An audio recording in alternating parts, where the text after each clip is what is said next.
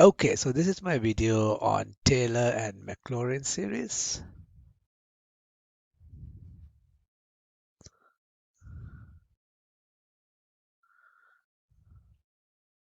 So let's try to understand what this is, right? So the idea is try to see, given a function,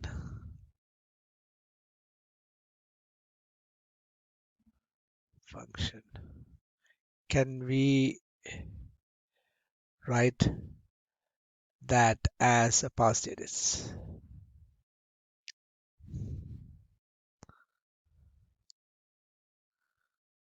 Now, in the previous section, we did some examples. For example, we learned how to write 1 minus x as a power series, 1 plus x as a power series, things like x over 1 plus x squared and things like that. And also by differentiating and integrating, we learn how to do things like, 1 minus x squared, um,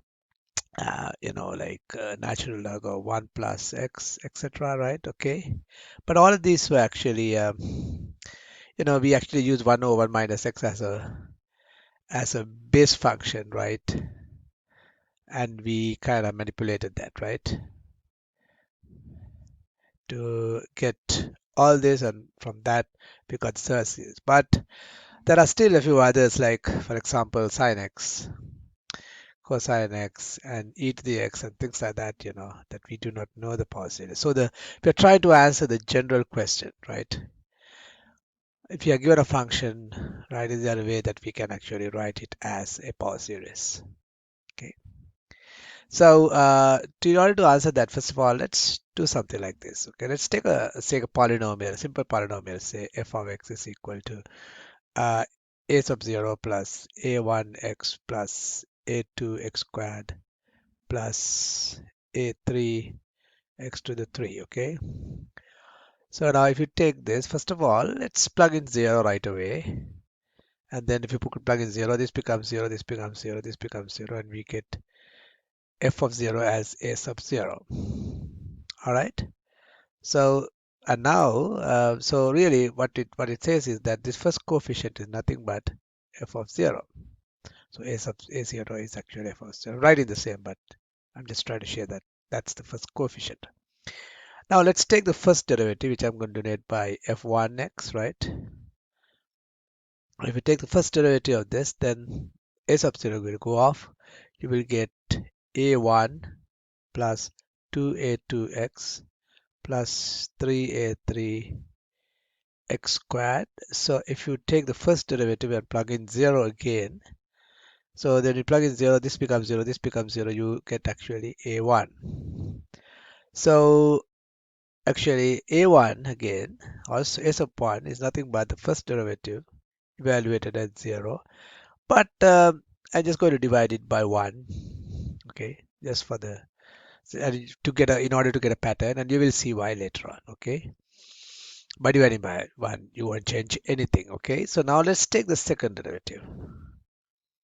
So if you take the second derivative of this, then you get, this will go off and you get 2a2 plus 6a3x, okay?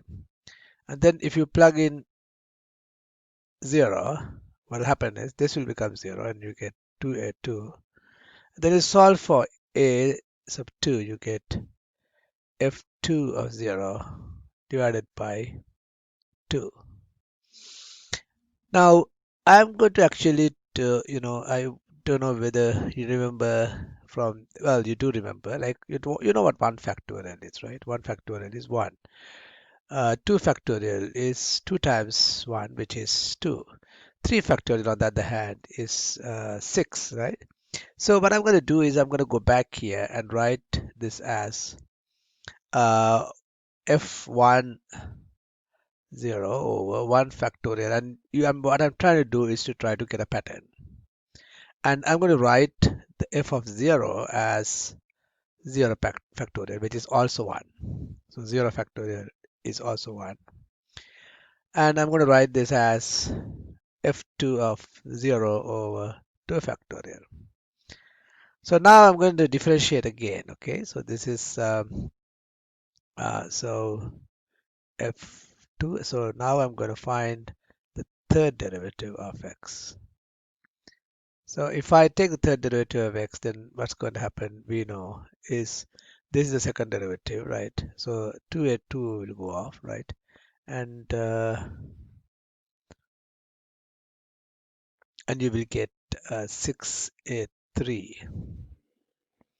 Okay, so if you plug in 0 again, well, there's nothing to plug in 0. You still get 6a3. And if you solve for a3, you get f3 of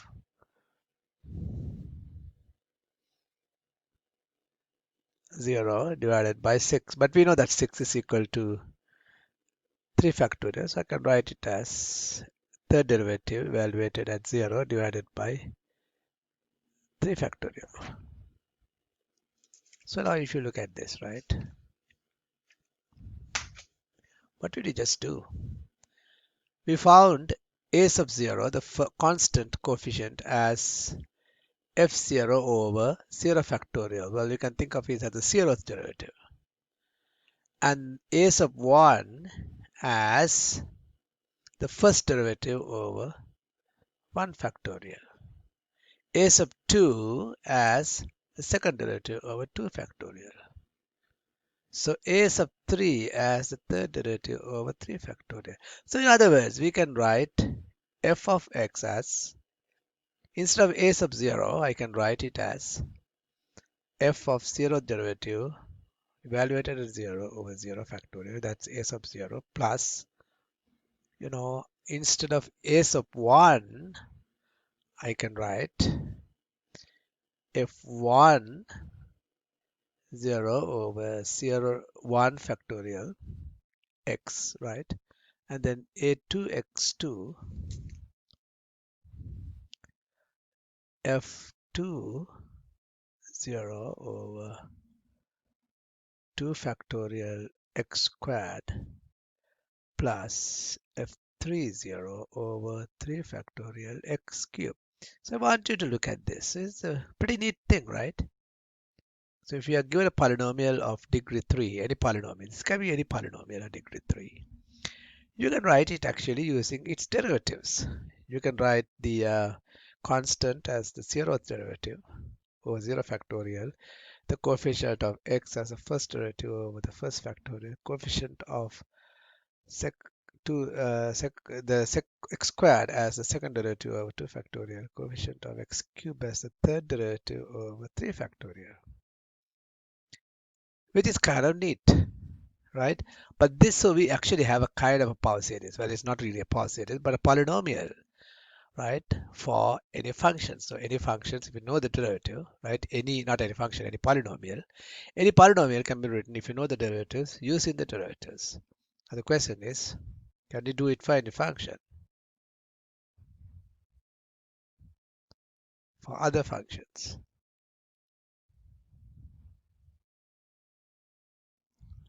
So that is what you're trying to answer from this, okay? All right, so once again, if you go back, right, okay, what you do is motivating from that. We know that any polynomial can be written as sigma. So if you write this in notation, right, you will be having f. So if you take any power of x, right, you can write it as f to the n power, f to the n derivative, right, not power, evaluated at 0 divided by.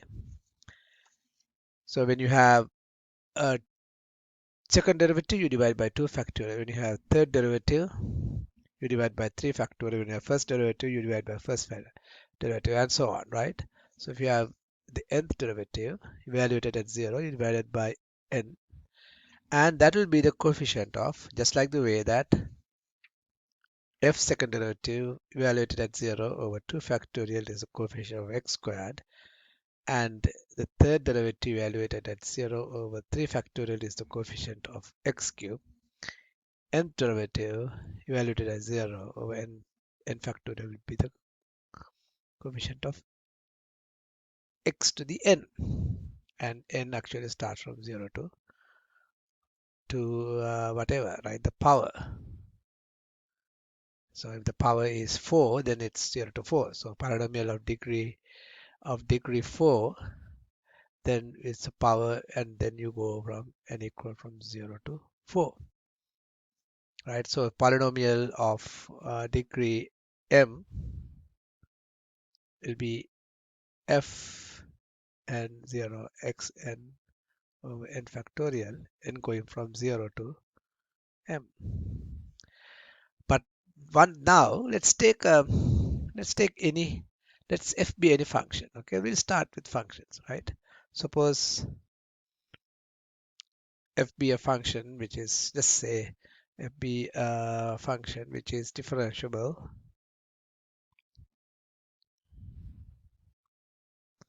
It has to be a nice smooth function actually. Differentiable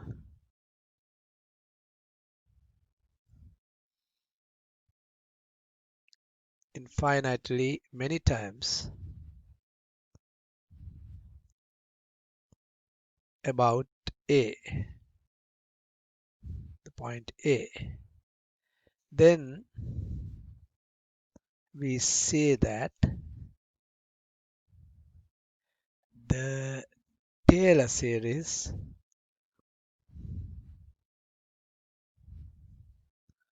of f about A, the point A, which is fixed, is, okay,